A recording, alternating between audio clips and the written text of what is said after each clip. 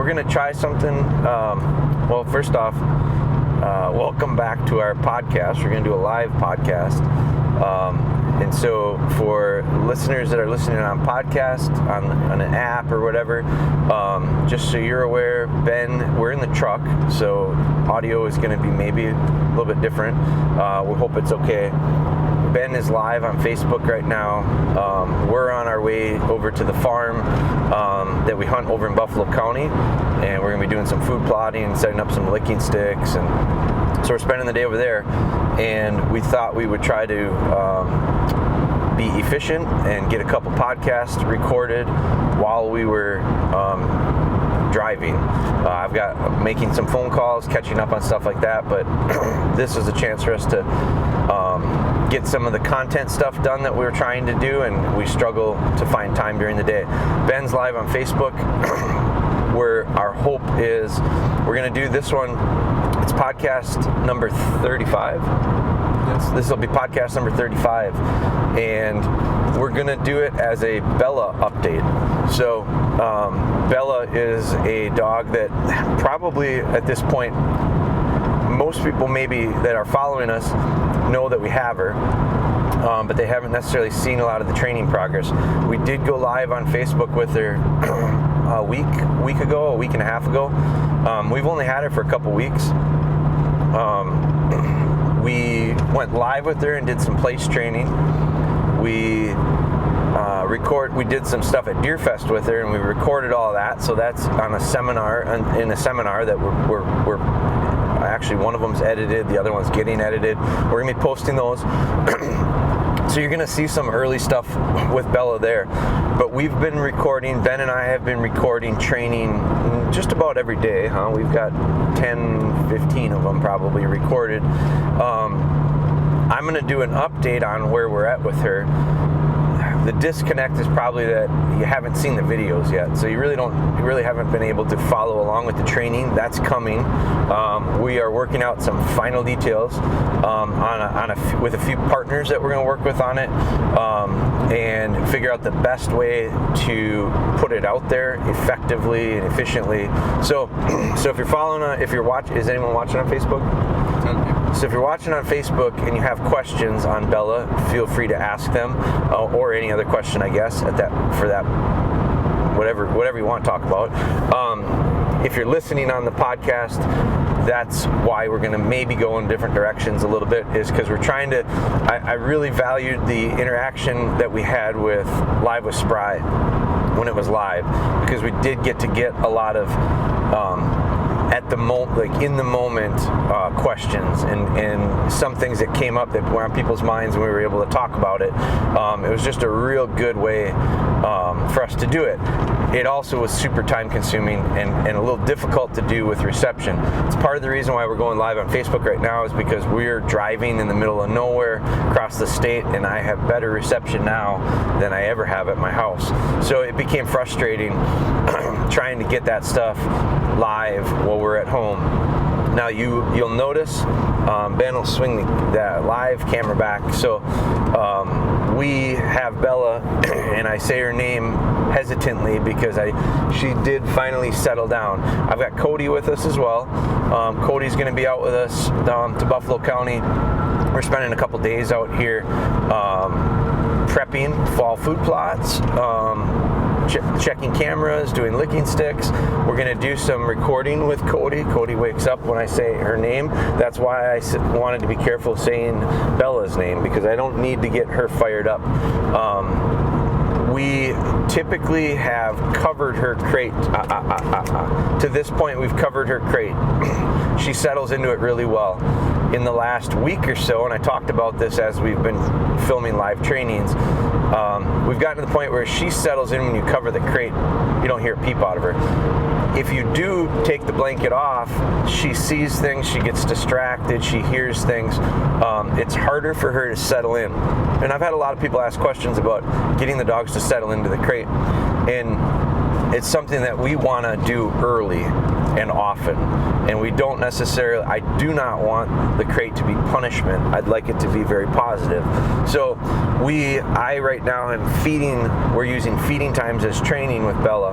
And so I was going to steady her up. I don't need to steady her up because she's too steady. I need to loosen her up. So I'm using feeding times, and you'll see that when you see some of the videos of our training.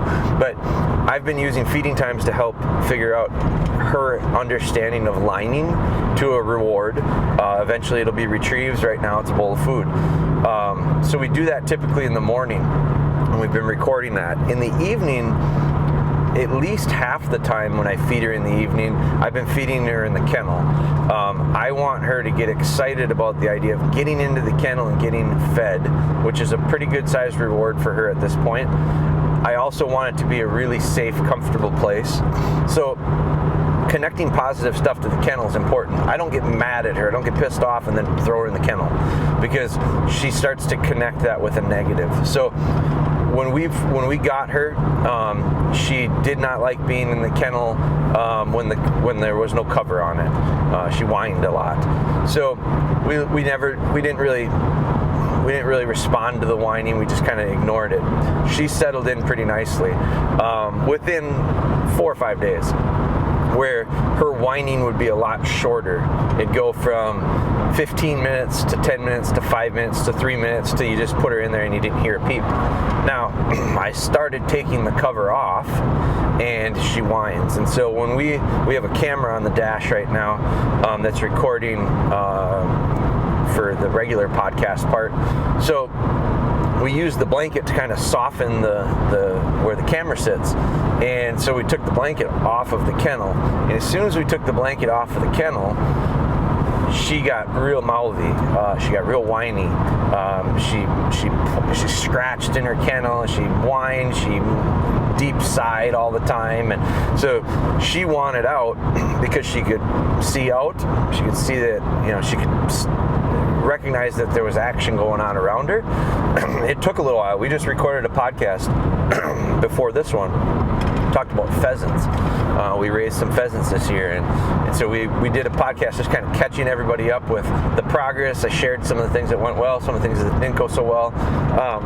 But during that podcast, she whined and fussed for the first few minutes. I didn't know how long it was going to last. It didn't last that long. She ended up settling in.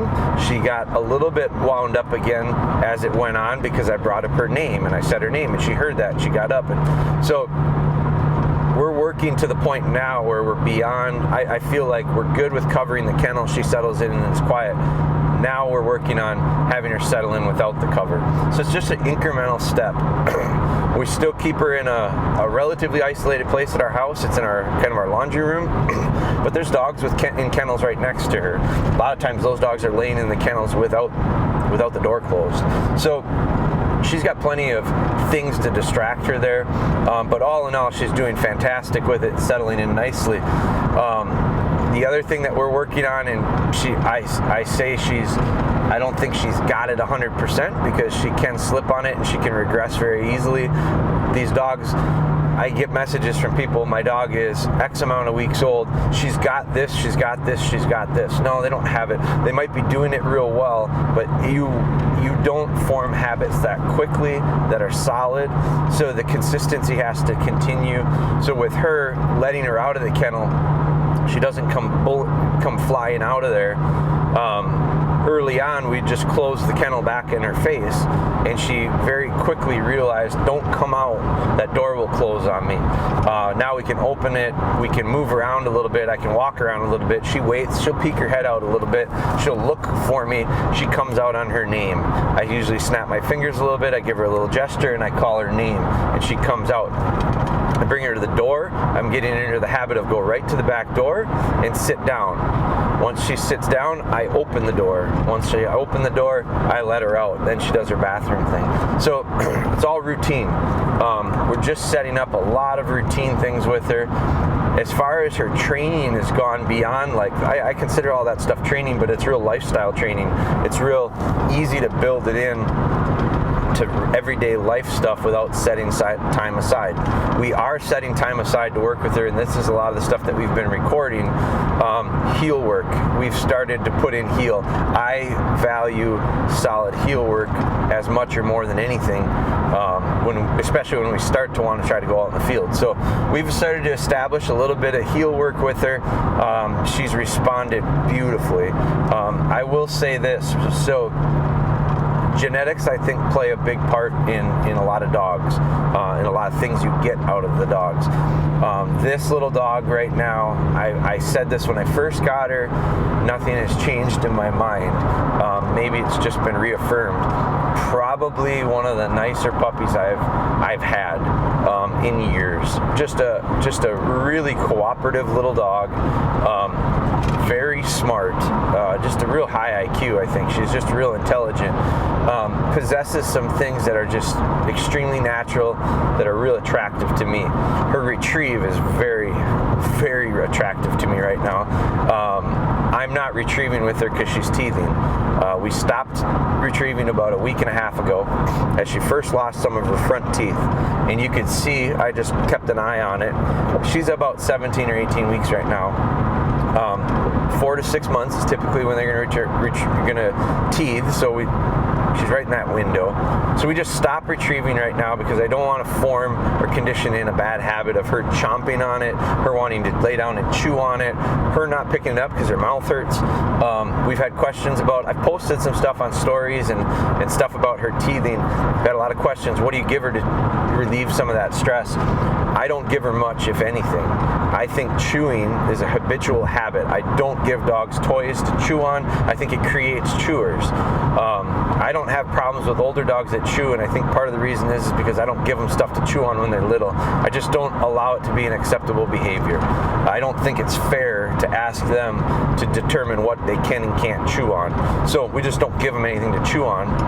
I have given her a few ice cubes, and I will continue to do that when it really gets to the point where she's can't handle it. She's fussy, kind of like a baby.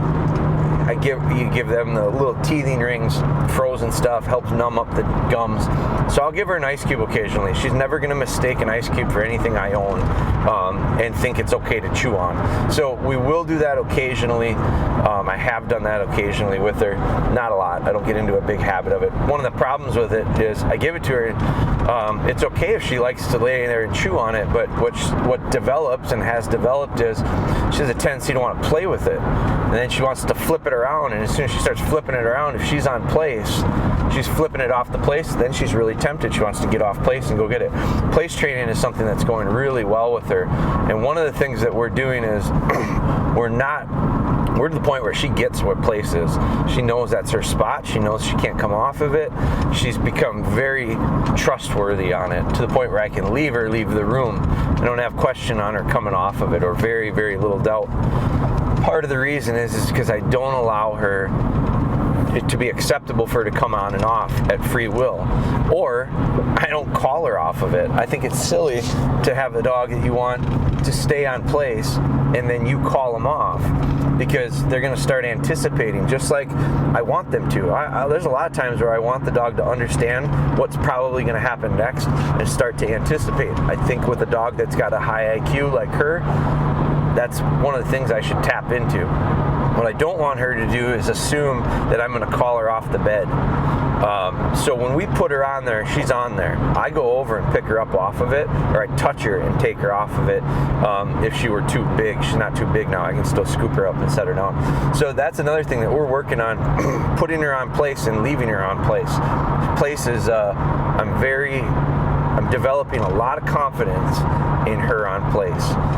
So that's been something we've been working on. With the heel work, we're using the adjustable leader right now. She's responding really well. I've actually gone to right-hand turns. She's great. Very loose lead, very little correction. We're on gravel, so there's not a lot of distractions. If I went on grass, which we probably will start next week, I'd have to pop her a little bit because her nose is going to go down. on the gravel, she's not bad. Her attention span, relatively short, as to be expected. But we're getting a lot of real valuable heel work out of her right now. We actually are starting to turn into her, turn to the left. She heels on the left, I'm turning into her. Got her feet moving the right way this week even. So all in all, right now, things that are happening with Bella are really positive. Now, we're going to start sharing some of that very soon, post-wise. By the time this podcast actually goes live, some of them will probably be started. YouTube is where they're going to be. Facebook is where they're going to be. We'll probably do IGTV with it. So we're going to put them in as many places as we can. So wherever you're getting your content from, hopefully we're touching you there. One of the things that I think is important is I do not want people to watch it and make comparisons. That's not why we're doing it. I'm not showing this so that you can watch it and go, oh, 16 weeks, 17 weeks, 18 weeks, this is where I need to be with Sam or whatever another dog's name is, Piper or whatever it is. If you've got another dog and you're watching this, it's just as a baseline for some of the progress, and maybe more so for less the progress, but what happens when this goes on? What happens when you run into this problem? How do you handle this issue that comes up? What do you need in order, like we're doing Cody Go Back right now, and that's all back casting and handling left and right. Before we could have done that, we needed sit to the whistle. Before we could do sit to the whistle, we needed heel. Before we could do heel, we needed place training. All this stuff is sequenced. And so we didn't record all of that early training with Cody. We're trying to record all that stuff with Bella. We did a lot of that with Spry. If you watch live with Spry versus what we're documenting with Bella, two totally different animals, literally and figuratively. So the process, things that Spry did really well, Bella, we're not even doing yet at that age. Part of it is because when we got Bella a lot older than what we normally do. Normally we get them at 7 or 8 weeks old. This one we got at 14 weeks old. So a little bit different time frame. So what? My process is the same. I still start in the beginning. So I don't care what your age of your dog is. Don't compare it to our dogs. The sequence is going to be very similar. I also don't want people to get frustrated with, your dog is doing so well in place and mine isn't. So what? Part of it, it's very rarely the dog. Almost always it's us. So study that more so than the progress of the dog, and I think you're going to probably gain or benefit a lot more from it. So I put that out there because I've had it, the little bit that we've shared at Bella's progress, I've had multiple people message me with frustration. Like literally they're frustrated because they saw how quickly Bella started doing this. Don't compare. It doesn't matter how quickly she did it or how slowly she's doing some things, because some things I'm quite certain other dogs that are her age are doing better or more of than what she is. So, and I'm not worried about it. So if I'm not worried about it, you can't be worried. You shouldn't be worried about it. Can't be worried about it. It's just going to take away from the whole process to make it a whole lot less enjoyable. I think this should be fun. So Bella, I am having a ton of fun with so far. We've got her with us. She's settled in nicely. Probably, if you want to hear her whine, listen to the Pheasant podcast, because you'll hear her whining in the back. But that took a few minutes. We didn't pay any attention to it, and now she's settled in. And so as we go on this trip, we might kennel her without the cover and just put earplugs in for a little bit and deal with it. And then we get to the point where she starts to change the habit to, now I don't have to necessarily be covered up. And I get into the routine of get in the kennel and be quiet. We're going somewhere. It's not a bad thing. So that's it. We're under 20 minutes on this one, which is a shorty, but I like these quick little short ones. I like being able to just hit one topic at a time. Do we have any questions on there? We do. So we got some questions on Facebook, so we'll answer those. Go ahead. All right. Dan McDaniel asks, have you ever known of a lab that won't go into water deeper than her belly? It's a 20-month-old female that won't go in past her belly. No. I guess I don't, Dan. I have some dogs that, I don't know if you heard the question, dog that won't go into the water. That dog we were training, Arrow, she was a shepherd, so not necessarily Malinois shepherd mix, not necessarily the strong water breed that the labs are.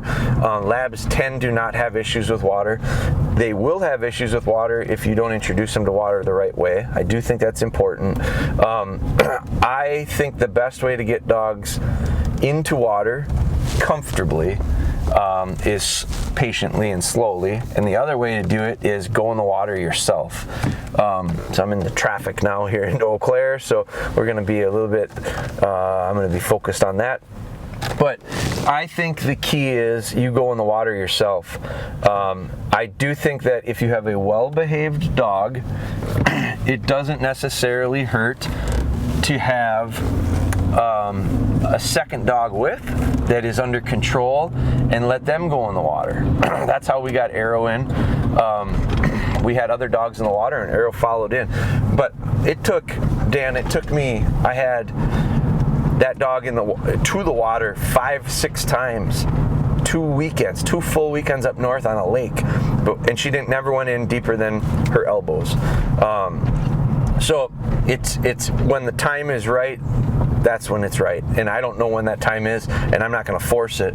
So, but I do think getting in the water yourself, walking in there with them. The other thing is make sure the water is nice and warm. I mean, I'm putting these young dogs that are just going in the water for the first time, they're going in ponds that are relatively shallow. Excuse me. Middle of the summer, the water is nice and warm. They can get in there. It feels good to them. I mean, it's like bath water. So I think how you introduce the water is important, and how long it takes doesn't matter. If you do a good job of introducing, eventually they're gonna probably surprise themselves. I think that's what happened with Bella or Arrow was she just didn't realize she'd gone far enough in. All of a sudden, she's deeper than her chest, and she had to swim, and that came real natural to her. This little puppy Bella, and I say her name too loud because now I probably will wake her up and she'll get going again. But Bella has been in the water. She hasn't swam. She's 16, 17 weeks old. She hasn't swam. So I've only had her to the water 2 or 3 times. She went in. She went up to deep enough to swim. She put her head down in the water. She got a little bit startled. She came back out. That's fine. I'll have her in the water soon enough. If you got a little dog that's a strong retriever, I'd start on the edge with a little puppy bumper that floats and maybe pitch it into the water and let them pick it up out of the water and bring it back to you, and then just slowly add it a little bit deeper until they gradually have to get a little bolder and a little more confident, and they make the splash, they make the big jump. Once they're in, it seems like they're in. Rarely does a dog go in and then go, oh, I don't like that anymore, unless you start throwing them off the dock, unless you start carrying them in and dropping them in and startling them and scaring them. So easing them into it and allowing them to ease into it is the key to that, I think. All right. Corey Snug says,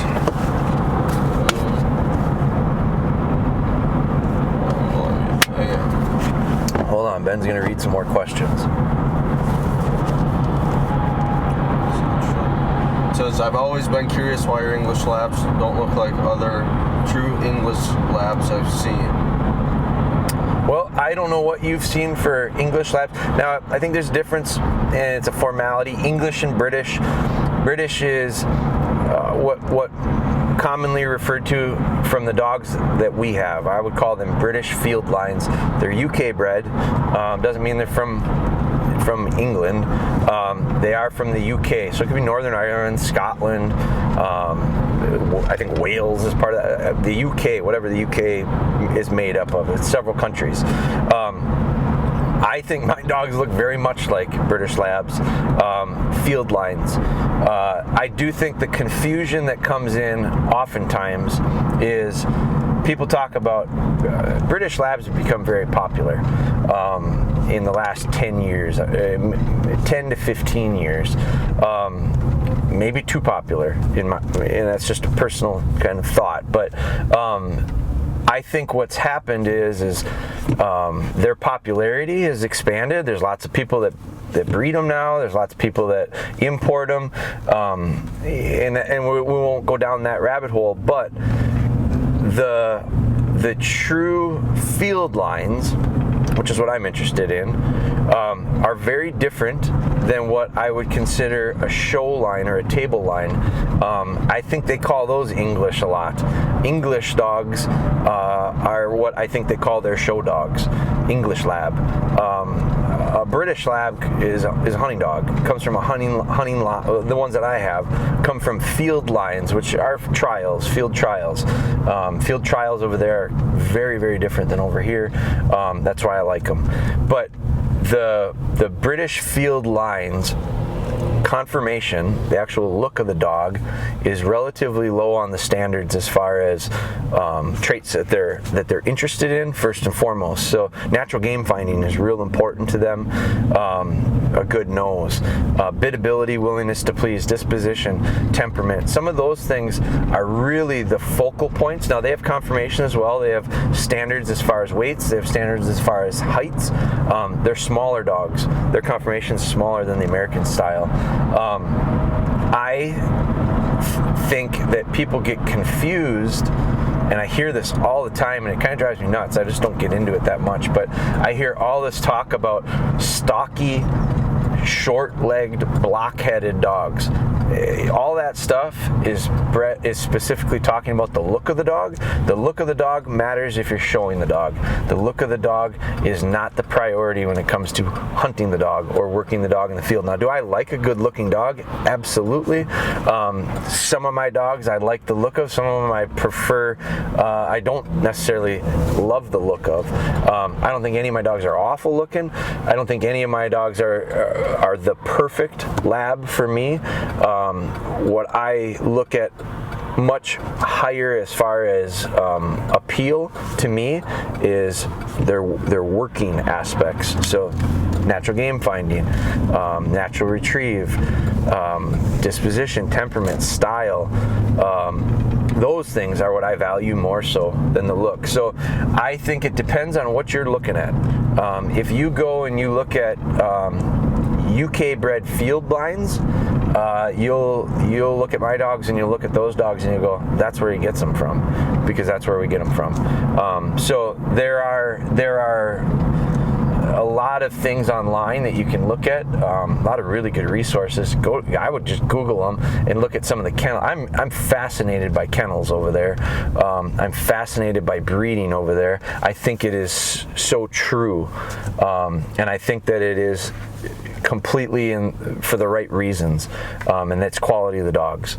And so this little Bella dog that we have right now comes from Blue Cypress. Blue Cypress Kennels is a kennel out of Florida. It's a guy I knew well from Wild Rose Kennels years ago, and he manages Blue Cypress now. And he got this puppy for me. The reason I got this puppy is 100% because of the breeding. It comes from a dog from a kennel called Fenderwood. David Latham is his name. He's the captain of the English gun dog team. He has a kennel. It's a guy that I really look up to. Look up to him from a training standpoint, and a philosophy standpoint when it comes to dogs. But that's one of many over there that I really, really am interested in. The female is also imported. Her Bella's mom's name is Tess. That was a field trial winner. Bailey is the sire. Bailey is international field trial champ, IGL winner, 4-time qualifier. I mean, just super impressive resume. It's the only reason I got the dog, is because of those genetics. So those dogs, Bella included, all of my dogs, if you go back one generation or 2 generations, the most back, well, right now it would be Ellie. Ellie is the least connected to literally overseas from my dogs. She comes from a dog, 9 dogs out of that line, out of the 4 generations. So just it's a personal dog of ours. I hold on to certain dogs for certain reasons, and that's one that I held on to because I just like the lineage.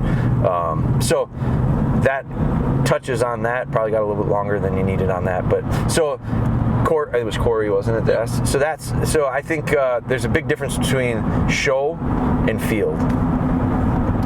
Okay, Darren Bauer says my lab switched to mouth breathing while swimming. Can I get her Can I get her breathing through her nose? That's your dog's gonna figure that one out.